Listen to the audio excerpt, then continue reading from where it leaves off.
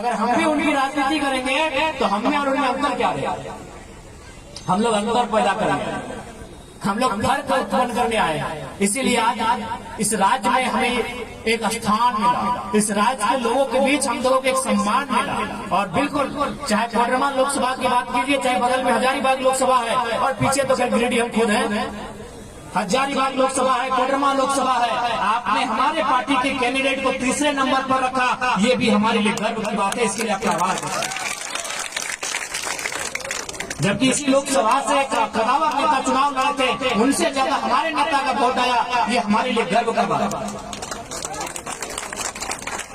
नहीं, निश्चय आएंगे, हमें उस बात की कोई निराशा नहीं है। क्योंकि है युवा अवस्था में थोड़ा सा कुछ घंटों के लिए निराशा आई थी, जब हम लोग चुनाव हार के वहां से मतदान केंद्र से बाहर आए तो थोड़ी देर के लिए निराशा आई। थोड़ी देर के लिए हम लोग कुछ आंखों में आंसू भी थे कि यार सांसद बनने का सपना टूटा, वो बड़ा बात नहीं है। लाखों लोगों का सपना टूटा, उसके लिए दुखी थे और थोड़ा सा आंसू भी आए थे, क्योंकि हम लोग भी बड़े परिपक्व लोग हैं नहीं,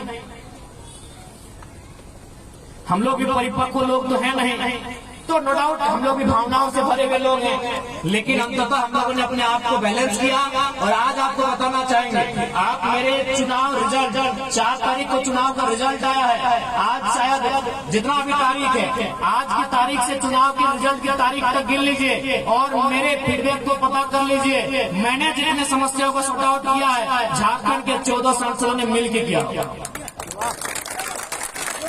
क्यों? क्योंकि उनका आधा दिन दिल्ली में बीत रहा है, उनका आधा दिन दिल्ली में, आधा दिन गुलदस्ता लेते हुए, आधा दिन वीआईपी लोगों से मिलते हुए, आधा दिन ठेकेदारों से मिलते हुए, आधा दिन टूर में बीत रहा है। इसलिए बीते चुनाव हारने के बाद जितनी समस्याओं को हमने सॉर्ट आउट किया है, जो हमारी हैसियत है, छोटी रहे थोड़ा मीडियम साइज की समस्या रहे, जिन समस्या का हम लोगों ने समाधान किया, ये जो बाकी सांसद ने मिलकर नहीं किया, हाँ वो हमसे अच्छा करेंगे क्योंकि पावर में, वो संवैधानिक पावर में। हम ये नहीं कह रहे हम उनसे अच्छा कर पाएंगे, लेकिन अभी 1 महीना का रिपोर्ट कार्ड बता रहे हैं, आप उन्हें एक भी दिखा दीजिए। आज हम लोग एक दिन में 3 जगह मजदूर बैठे थे धरने पर, 3 जगह हम लोग मुआवजा दिलाए। बगोदर में मलेशिया से डेड बॉडी आई, डेड बॉडी 20 दिन बाद आई और मुआवजा 5 दिन में पहुंचा। वहाँ के जनप्रतिनिधि हार मान चुके थे, यहाँ तक कि पदाधिकारी, आईएएस पदाधिकारी बोल रहे थे कि यार इतने भी मान लो विदेश की कंपनी है। हमने कहा एक बार हम लोग को प्रयास करने दें। आईएएस पदाधिकारी ने हार मान लिया था कि कंपनी विदेश में, मलेशिया में है, अब कैसे लड़िएगा, कैसे मुआवजा लीजिएगा, जो दे रहा है ले लीजिए। 6 लाख दे रहा था, पहले तो 3 लाख फिर 6 लाख। हमने कहा नहीं, कम से कम राउंड में दीजिए। तो फिर बात करते करते हम लोग 5 दिन के भीतर उसको 12 लाख का मुआवजा और डेड बॉडी बांट दी। तो ये नहीं, ऐसा नहीं कि हम लोग कुछ बोले और वो काम हुआ ही नहीं। आपके पास 2 आंखें हैं, आंखें खुली हैं, आपके कान खुले हुए हैं, आप अखबार पढ़ते हैं, आप मोबाइल से जुड़े हुए हैं, आप यूट्यूब से जुड़े हुए हैं, आप सूचना ले सकते हैं। पिछले 1 महीने का हम पूरा 2 साल 2.5 साल छोड़ देते हैं, 1 महीना का आप रिपोर्ट उठा लीजिए। एक जगह नहीं, पूरे झारखंड कोल्हान से लेके गोड्डा तक हमारी टीम गोड्डा बनी, कोडरमा भी आई थी, प्रेम जी, रविदा, महेंद्र जी, कोडरमा भी हमारी टीम आई थी। रेलवे में एक घटना घटा था, ऊपर से एक मजदूर नीचे गिर गया था, कोई सामने नहीं था। हमारी टीम वहाँ खड़ा होती है, जो हमारी हैसियत है, हम लोगों ने उस परिवार को मुआवजा दिलाने का काम किया। यह कोडरमा की घटना है, तो मजदूर बागमारा का था, हमारे धनबाद जिले के बागमारा का था। ये 1 महीना का रिपोर्ट कार्ड है। ये हम लोग इसलिए बता रहे हैं कि हम लोग बिना संवैधानिक पद में रहते तो हल्का कर सकते हैं, हम लोग बिना किसी संवैधानिक पद पे रहते तो हल्का कर सकते हैं। तो सोच लीजिए जिन संवैधानिक पदों में आएंगे क्या क्या हो सकता है। सोच लीजिए कि हम लोग संवैधानिक पदों में आते हैं तो क्या क्या हो सकता है, बस इतना सोचिए। विश्वास कीजिए, आपकी शिकायतों को लंबा नहीं खींचा जाएगा। एक टेलीफोन से आपकी समस्या का निदान होगा जिस दिन हम लोग संवैधानिक पदों पे आएंगे। क्योंकि हमने स्पष्ट कहा है कि जब भी कोई पावर में आता है तो उसका एक रिएक्शन होता है। जब भी कोई पावर में आता है, चाहे जंगल का शेर हो, चाहे गजराज हाथी हो, अगर उसको पावर है तो नुकसान किसी को होता है। अगर शेर पावर में है तो छोटे छोटे जीव जंतुओं को खाता है, अगर हाथी पावर में होता है तो बड़ी बड़ी टहनियों को तोड़ता है। ये नियम है, कोई भी पावर में आए। अगर हम लोग भी पावर में आएंगे तो नुकसान होगा। आप अगर सोच रहे हैं कि नुकसान नहीं होगा तो गलत सोच रहे हैं। हम लोग भी पावर में आएंगे तो नुकसान होगा, लेकिन नुकसान उनका होगा चाचा भतीजा। नुकसान होगा भ्रष्ट IAS IPS, नुकसान होगा डीसी छवि रंजन जैसे पदाधिकारियों को, नुकसान होगा इंजीनियर वीरेंद्र कुमार जैसे लोगों का, जिनका बेटा तीसरे दिन में 35,000 का टी शर्ट बदलता था, उसको बनियान में घुमाएंगे। हम लोग भी पावर में आएंगे तो नुकसान होगा। बिल्कुल दुनिया की रीत है, जो भी पावर में आता है नुकसान होता है, लेकिन हम लोग पावर में आएंगे तो नुकसान होगा जो करप्शन के साथ मिले हुए हैं, जो करप्शन के साथ जुड़े हुए हैं। नुकसान उनका होगा जो बालू की गाड़ी से चंदा लेते हैं।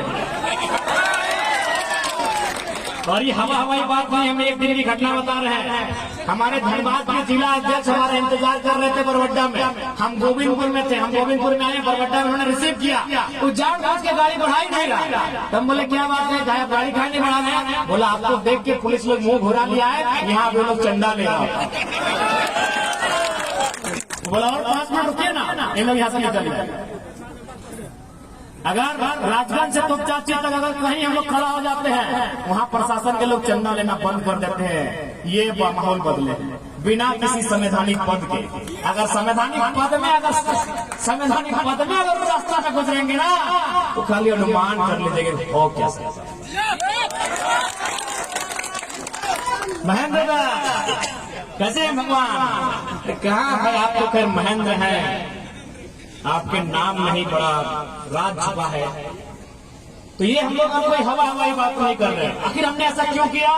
इसका रीजन है हमारे अंदर की हिम्मत, हमारे अंदर का रिस्क। ये जो नेता है ये रिस्की नहीं है। रिस्की क्यों नहीं है? आपको भी मालूम है, इतना पैसा कमा लिया है, इतना ही लोग पैसा कमा लिया है। अब पता नहीं आपके इधर के नेताओं के हाल नहीं जानते हैं, उधर तो हम मालूम है, हमको घर वाली अलग है, बाहर वाली अलग है, पूरा ऐसा चल रहा है। तो जिंदगी से इश्क है उनको जिंदगी से इश्क है, और जिसको जिंदगी से इश्क है वो तो डरेगा ही। और हम लोग बोलते हैं भैया हम लोग तो कफन से इश्क करके आए हैं, अगर जाएंगे तो 2-4 लोग मचल के लेके जाएंगे। खुला बोले हमारा देखिए ना, एक धरना था, बगल में 12 थाना की पुलिस थी, स्पेशल हमारे लिए आई थी। जरा मत जा रहा है थोड़ा देखिए, 12 थाना की पुलिस थी, डीएसपी साहब बगल में खड़े थे। जरा नहीं, हार्डली हमसे 50 मीटर भी नहीं होगा, 30-35 मीटर की दूरी में खड़े थे। इंटरनेट में वीडियो होगा, हमने एक ही लाइन कहा था कि आदरणीय डीएसपी महोदय, आपकी नौकरी का, आपकी शिक्षा का सम्मान करते हैं, लेकिन याद रखिएगा आपकी पिस्तौल में 6 गोलियां हैं, हमारे पास 6000 भीड़।